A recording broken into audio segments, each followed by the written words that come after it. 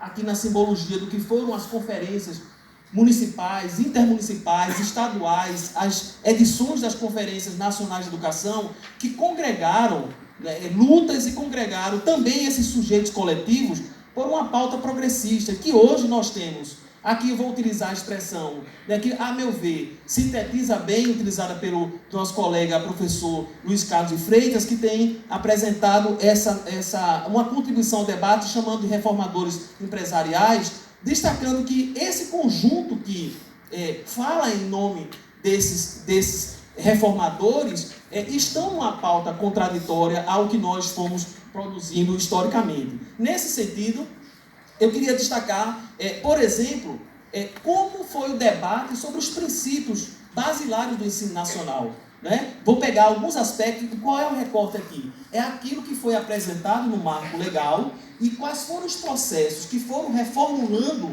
esse direito e como diferentes governos dialogaram no campo da produção de políticas educacionais a respeito desses grandes temas.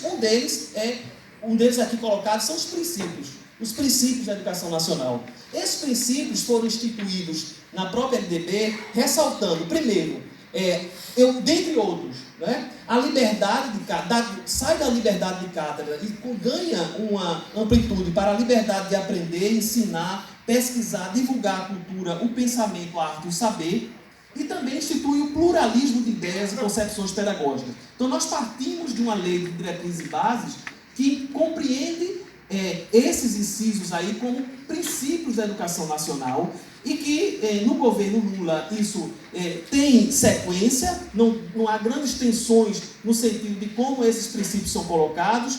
No governo da presidenta Dilma Rousseff, nós temos a inserção, e eu quero chamar a atenção de quais são as alterações, e essas alterações à lei, as incorporações dão o tom daquilo que eu estou chamando de pauta progressista ou pauta dos reformadores, e vejam então que a inserção que no governo da presidenta Dilma aparece é a consideração à diversidade étnico-racial. Essa foi a inserção durante esse governo. E numa sequência, no governo, não confunda aí que é Lula, né?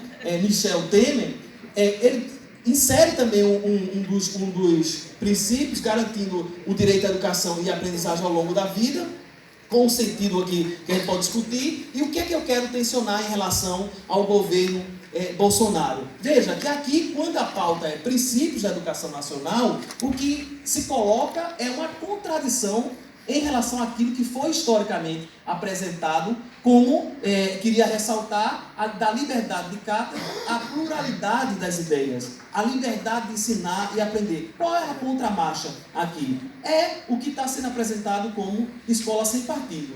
E é importante a gente também destacar que nesse movimento do debate aqui da escola sem partido, se nós colocarmos a relação com o direito e a liberdade de ensinar, aprender e divulgar o conhecimento, o saber, não teria sentido algum você colocar os termos que estão presentes, por exemplo, na escola sem partido. Mas veja que é este o tom que se quer como princípio do ensino. Veja que ele não aparece em outro espaço da lei. Ele aparece exatamente nos princípios da educação, nos princípios do ensino. E, na realidade, sem revogar os demais princípios, o debate que está colocado é o que nós vamos fazer com a liberdade de ensinar e aprender, o pluralismo das ideias e concepções pedagógicas, quando o que está em curso é conceber, né? Primeiro chamando que é o respeito às convicções do aluno, mas no sentido de que os valores de ordem familiar têm precedência sobre temas como educação moral, sexual, religiosa, e esse seria um debate que, para o que está no conjunto dos princípios, teríamos, na verdade, tornando letra morta o conjunto dos demais princípios da educação nacional. Então, veja, chamando a atenção para essa pauta. Marília, por favor. Então, além dos princípios, eu queria destacar também o movimento do que foi assumido como dever do Estado na garantia do direito à educação. De novo, colocando nome e sobrenome. Como é que essa pauta, que reúne políticas educacionais, foi apresentada no país? Então, perceber de novo, qual foi o movimento de pauta progressista e de pauta daquilo que vai na direção regressiva, inclusive de destituir direitos. Então, nós começamos com uma LDB, e veja que eu estou fazendo um recorte desse novo marco legal, destacando que a gente começou com a educação obrigatória 7 a 14 anos, você tem uma expressão aí, universalização do ensino médio gratuito no governo Lula, que foi, na verdade, reformulado já no governo Dilma. No governo Dilma, qual é a relação com o dever da educação no país? Assume-se aquilo que é o inédito, aquilo que também foi amplamente discutido também como viável. Assumir a educação básica obrigatória e gratuita dos 4 aos 17 anos. Veja, isso aqui merece um grande debate nosso, porque evidentemente que isso cria tensões importantes, que parece que foi qualquer coisa na conquista da educação nacional, né? E não é qualquer coisa. Você está rompendo com uma tradição, com um histórico que os municípios poderiam dizer, sem nenhum grau de constrangimento, que não ofereciam educação infantil, simplesmente porque não era obrigatório. Não era obrigatório, não estavam obrigados a deixar de cumprir aquilo que era a incumbência dos municípios para garantir o que é uma reivindicação histórica, educação infantil, fundamental e média. Então, eu gostaria de ressaltar que, na hora que se coloca na pauta essa obrigatoriedade, coloca também um desafio muito maior apenas do que dizer que mais gente vai entrar no sistema. Então, há um debate colocado aí sobre as condições das escolas. Então, o mesmo movimento que amplia a obrigatoriedade também veio dizendo, é possível e é adequado você dizer que a obrigatoriedade da educação infantil será com mais escolas, que na verdade são adaptações de casinhas, casas ali, onde a educação infantil vai acontecer. Mas o debate que veio nesse contexto aqui é um debate que foi discutindo o modelo arquitetônico das creches também. Então, observe que, nesse contexto, o debate também e a articulação de políticas educacionais ganhou outra complexidade, né? No sentido de que como é que esse direito ele se articula com, por exemplo, além das condições físicas, como destaquei aqui o próprio modelo arquitetônico, mas também com o debate sobre as diretrizes curriculares nacionais. Então, esse movimento, eu queria ressaltar nesse governo, dizendo que não é a mesma coisa. Não é? Essa não é a mesma pauta. É uma pauta que sai de uma obrigação do Estado com uma parcela diminuta e amplia uma educação básica dos 4 aos 17 anos. Isso significa dizer o debate com a formação docente, o debate com a qualidade do trabalho docente no conjunto das etapas, né? Desde a educação infantil ao ensino médio. Né? E, além disso, nós tivemos também um movimento, da mesma forma, eu vou chamar de contramarcha. Né? Então, no governo Temer, o que é que nós tivemos? Nós tivemos uma grande propaganda da reforma do ensino médio que vendeu a opção por escolha de itinerário formativo e de que, quando se aprova a lei, o sistema de ensino está obrigado a ofertar apenas um itinerário, o que significa dizer que o estudante terá direito, na verdade, de escolher aquilo que já está escolhido. Né? Então, na verdade, ele nem tem o direito de escolher e é obrigado a seguir um percurso formativo contraditório à sua vontade. Quer dizer, isso é tão grave e não tem merecido uma discussão tão forte, porque ainda vai ganhar concretude. Isso ainda vai causar mais constrangimento. Né? Como é que as pessoas, nesse caso, em diferentes contextos, vão ser obrigadas a um determinado itinerário formativo? E observe que naquele contexto do debate, o itinerário formativo, o único que parecia ser o viável, era justamente da formação técnico profissional. Né? E sempre voltado para uma determinada formação de mão de obra, que vai ser aquilo que o estudante achou que ia escolher, que vai ser obrigado a ter esse percurso.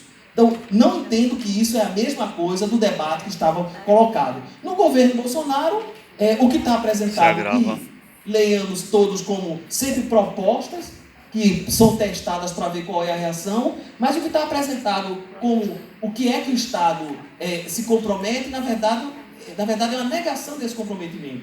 A proposta do homeschooling aqui, na ideia de que a educação precisa ser domiciliar, é uma grande ruptura ao direito à educação no país. É uma grande reação àquilo que nós lemos no slide anterior, durante o governo da presidenta Dilma Rousseff, quando a concepção é de tornar obrigatório, ampliar a obrigatoriedade dos 4 a 17 anos e as consequências disso, que não estão claras no momento em que diz que as famílias assumam, é uma contramarcha, claramente, desse movimento de você ampliar direitos da educação nacional. Então, nesse contexto, dever do Estado, e eu estou pegando essa dimensão, dever do Estado, tem essa contramarcha fundamental aí, né? Sobretudo no sentido de como é que nós articulamos também as lutas já agora, porque as propostas estão chegando por medidas provisórias, são baixadas, né? Rompendo com uma trajetória de discussões sobre como é que temas tão importantes como foi o ensino médio, né, são simplesmente colocados como de cima para baixo, para depois dizer que vai discutir a lei. Né? Então, esse tema, ele sim, está na ordem do dia, tem aí já um movimento de elaboração, né, de articulação de projeto de lei, e acho que essa é uma contramarcha importante. Maria, por favor. Então, um destaque eu também coloco em termos da política também curricular, ainda ressaltando esse movimento aí. Nós saímos de um debate sobre parâmetros curriculares nacionais, ainda nesse governo Fernando Henrique Cardoso, com um debate sobre diretrizes curriculares que ficaram no âmbito da educação do campo, e vejam como é que esse debate ganha sentido no governo Lula. Né? No governo Lula, inclui no currículo oficial da rede de ensino a obrigatoriedade da temática, e veja que o tema obrigatoriedade não aparece gratuitamente na legislação,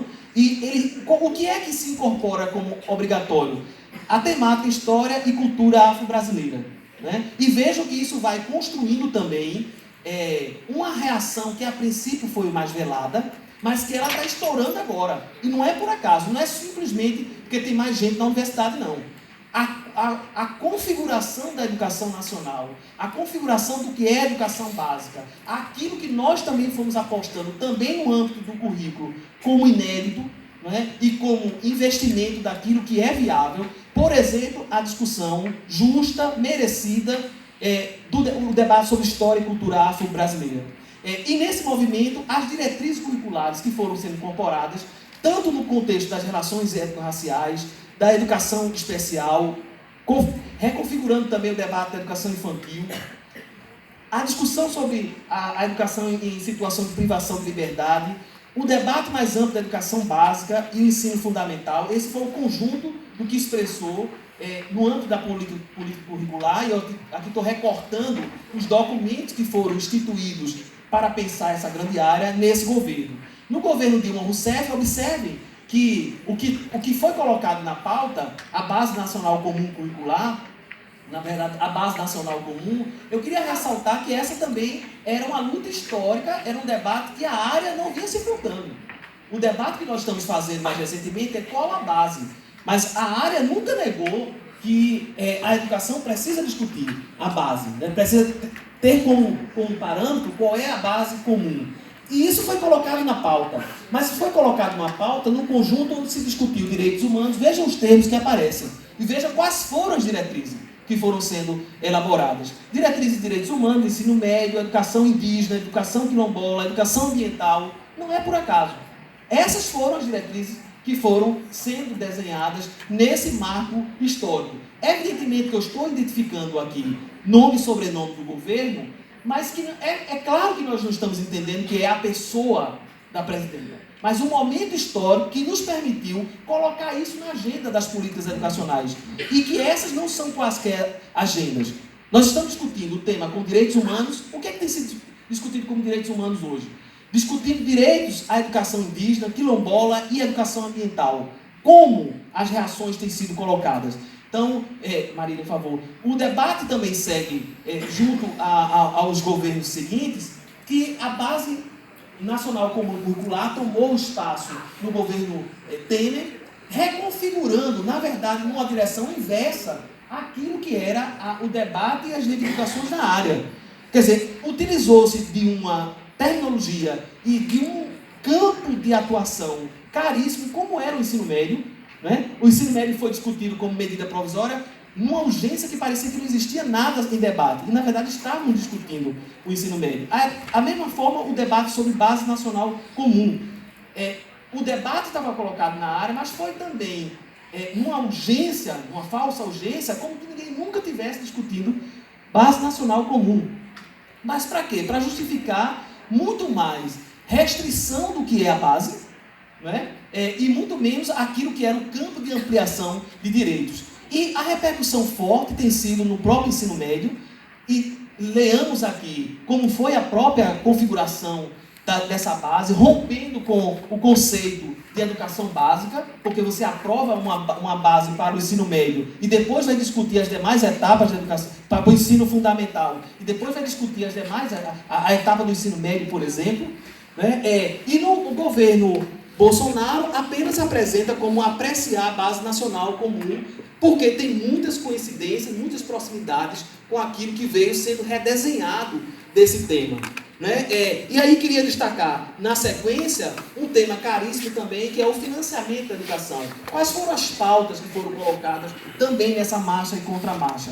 No governo, aí muito rapidamente aqui, essa política de fundo contábil, que nasce aí no governo Fernando Henrique Cardoso, ganha expressão da educação básica, né, no governo Lula, e eu queria destacar no governo Dilma Rousseff, quando nós colocamos na própria pauta, né, parece que o Plano Nacional da Educação nem está em vigor, e ele é uma lei federal, onde coloca uma pauta do investimento público em educação chegando a 10%, em relação ao PIB no final de uma década, né? Isso causou também reações gravíssimas, né? Porque a reação ao que é volume de recursos para a educação já estava sendo discutido, mas a gente conseguiu colocar isso numa lei federal, uma lei que dá prazos para isso acontecer no contexto dos recursos para a educação. Então, qual foi a reação que a gente vê em termos de pauta, com a qual eu não concordo que tem simplesmente uma consequência de continuidade, né? Na verdade, qual é a descontinuidade que aparece? A reação do governo Temer é congelar. Então, é inconciliável a pauta que nós colocamos para o financiamento da educação, com 4 metas iniciais, onde o verbo é universalizar, e você tem como resposta congelamento. Congelamento é inconciliável com universalização, com expansão, com crescimento.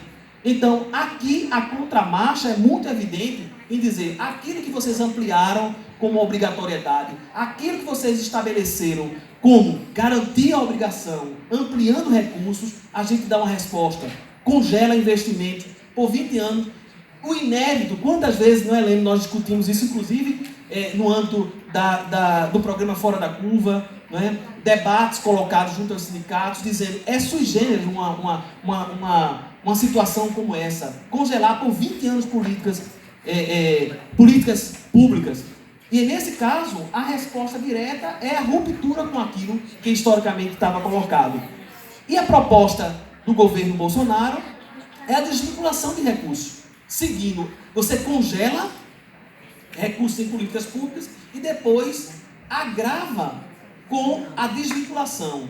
Lembremos que desvinculação de recursos para a educação foi sempre apresentado nos governos ditatoriais, né? Ela é instituída em 1934, na ditadura Vargas, em 1937 há uma ruptura, depois numa reabertura da democrática em 1946, você tem na ditadura militar desvinculação de recursos, e não sei se por acaso já se fala de desvinculação de recursos exatamente nesse governo. Não acho que é por acaso. Acho que tem, de novo, um processo de descontinuidade daquilo que estava sinalizando como um inédito viável no campo do financiamento da educação. De dizer, sim, é possível fazer valer aquilo que no discurso está colocado como prioridade e que é preciso dizer, essa prioridade tem custo. Essa prioridade, na verdade, demanda investimento. Tem dimensionamento e foi apresentado na meta 20 do Plano Nacional da Educação. Nesse contexto, também queria destacar o Plano Nacional da Educação. Eu aqui vou também concluindo, tentando articular os grandes temas para colocar esse movimento, dizendo que no governo Fernando Henrique Cardoso, nós tivemos um Plano Nacional da Educação que, como nós assistimos, sufocou o plano, tornando aí emblemática por um título de artigo, tornando o próprio plano como carta de intenção. No governo Lula, nós tivemos a colocação do Plano Nacional de Educação como determinação inferida da nossa lei maior. Não é a mesma coisa. Nós estamos colocando um Plano Nacional de Educação como obrigatório no campo a definir o conjunto das políticas educacionais nesse país, né, e articulando, aí é o inédito, articulando com um Sistema Nacional de Educação. Quer dizer, não é qualquer coisa. Primeiro, discutir um plano que seja essencialmente nacional, né, e que sirva, que não seja um plano que seja apresentado como que foi destinado a Brasília. Ele precisa ter um trato sistêmico. No governo Dilma, nós aprovamos um Plano Nacional de Educação sem vetos. E isso também não é qualquer coisa, né? Nós discutimos das conferências em 2009, chegamos a propor um plano e sim, foi aprovado sem vetos. Não é a mesma coisa de um plano lá em 2001, que foram vetados exatamente as metas sobre financiamento da educação. Não posso concordar que é continuidade nesse sentido. Neste caso, nós temos no governo Temer a conversão do plano, que eu estou chamando de uma carta de desejos. Porque no momento que você congela recursos, a gente sabe que é importante cada uma das metas, mas a gente fica dizendo, são desejos, nem só são intenções mais, nós conseguimos registrar, mas começamos a discutir essa lei como letra morta, né? E no governo Bolsonaro, há uma desconsideração completa do plano. Parece que nós não temos plano. Parece que o debate sobre, por exemplo, expansão da educação, universalização da educação, valorização dos profissionais da educação, parece que nós não temos parâmetro nenhum. Parece que nós não temos escritos nenhum. E na realidade, com todos os limites e condicionantes do Plano Nacional de Educação, e na minha fala aqui, não está uma plena concordância com tudo, a gente pode abrir uma grande discussão com a Meta 19, por exemplo, e abrir aqui um debate longo. Nós temos feito isso nas associações, nós temos colocado essa pauta, mas não dá para dizer que este não é um plano que impõe o inédito, que coloca para a educação nacional uma discussão que vai da creche à pós-graduação, que pensa a educação nesse conjunto, com tudo que a gente precisa discutir de aprimoramento. Mas é um movimento que diz, não dá para se discutir educação infantil, como que a gente, ao defender a educação infantil, não podemos discutir a formação de doutores, que não dá para discutir a formação de mestres, que não pode discutir que essa formação faz parte da política de valorização dos profissionais da educação, que não é apenas da educação superior. Isso tudo está no âmbito do debate do plano.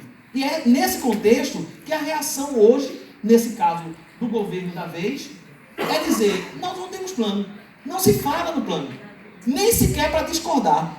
O plano parece que não existe.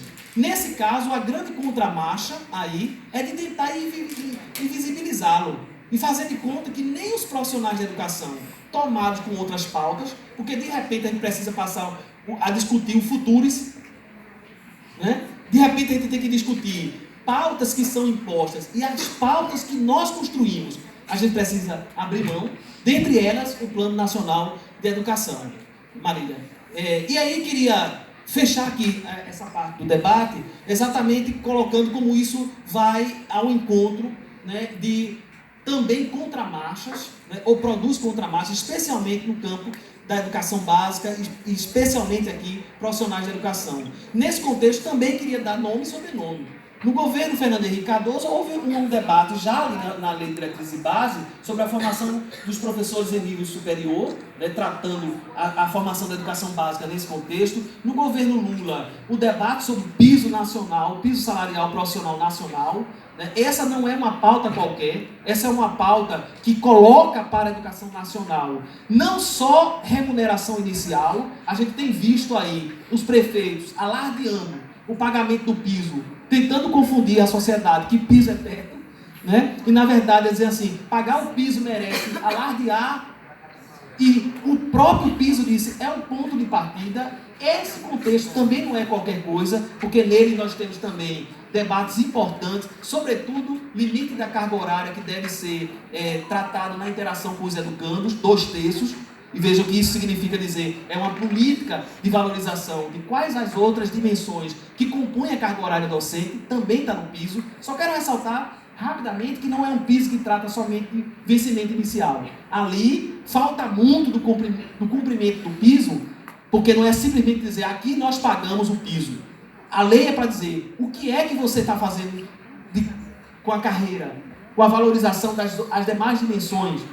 No governo Dilma, nós tivemos, aí eu quero ressaltar de novo o Plano Nacional da Educação, porque ali nós contemplamos dimensões importantíssimas, que vão desde a formação, a remuneração em carreira e ao trabalho docente. Rapidamente, Marília, por favor, eu queria destacar essa meta 15, quando coloca e estabelece 100% de um movimento de formação, colocando em um ano, junto com, numa perspectiva de regime de colaboração, aí, o tratamento sobre o que deve ser a relação com os docentes, com a política, a política nacional de formação docente.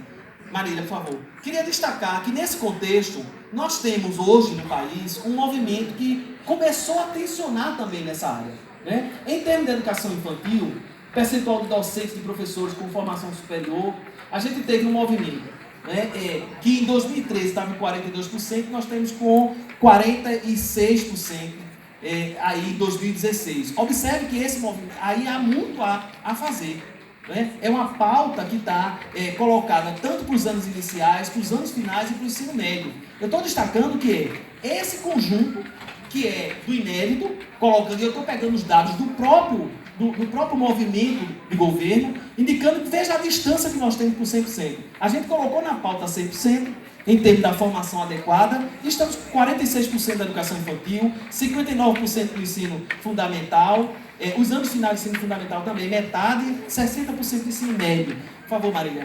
E quando isso vai para rural, zona rural e zona urbana, nós temos um quadro muito mais difícil, que é esse que está posto aí. Nós temos uma desigualdade apresentada, por exemplo, para a própria educação infantil urbana, e observe que de 47% nós temos 35% no rural. Vou pegar aqui, dos anos finais do ensino fundamental, que 56% de formação adequada para a área de conhecimento, na zona rural nós temos 21%. Então veja, o que é que eu estou colocando em relação a isso? Nós colocamos na pauta não só vencimentos iniciais, mas formação adequada para as áreas. E esse tensionamento significa dizer como dar conta desse percentual que a meta é 100%. A meta é 100%. Né? O que é que está no debate, por favor, Marília, na sequência? Né? É que esse percentual de professores também, o debate de formação na pós-graduação estricto sensu. Observe que aí, sem pós-graduação, a gente saiu em 2018 de 75% para 63%. Com especialização, a gente saiu em 2008 com 23% para 34%. Com mestrado, nós saímos de 0,9% para 2,4%. É muito aquém. Né? Com doutorado, a gente saiu de 0,1% para 0,4%. Os profissionais da educação básica com pós-graduação. Vejam esse movimento que está aí. A gente colocou 50%. A realidade é essa que está colocada. Mas nós colocamos na pauta, eu quero ressaltar isso, está previsto numa lei federal. Isso não é apenas uma defesa panfletária. Isso está escrito numa lei federal que não por acaso agora faz de conta que ela não existe. Então eu queria concluir com essa parte, né, ressaltando que há outros aspectos que eu até posso colocar também no debate, mas dizendo que dessa articulação que foi desde conceber o direito à educação como um direito público subjetivo, que exigiu um diálogo tanto com princípios como com relação ao dever do Estado, em relação ao financiamento, ao planejamento, que deve convergir para uma pauta dos trabalhadores da educação que vão além do salário básico, que vai além de pensar aquilo que é uma remuneração inicial. Porque esta pauta que a gente está colocando aqui se refere a dizer o que nós vamos fazer com formação inicial e continuada, o que nós vamos fazer com formação inclusive do estrito sensu, pensando hoje que o debate sobre formação de mestres e doutores não deve ser compreendido apenas para aqueles que vão atuar na educação superior, mas essa pauta está contemplada. E esta pauta se insere no debate sobre o inédito que nós dimensionamos e nós acreditamos que é viável. Eu acho que nesse sentido que a gente precisa compreender as reflexões do nosso tempo.